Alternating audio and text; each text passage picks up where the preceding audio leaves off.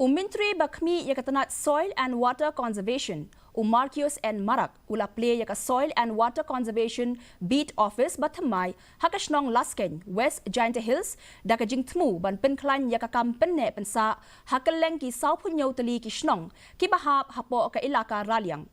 Menteri Ulaong bakani ka Beat Office, kan penyo yakila jingarap badan kam syakipat ba, bat minta kim don kam show ban hablet chajangai, ban yo yakijing yarap kibiadei bat katanat.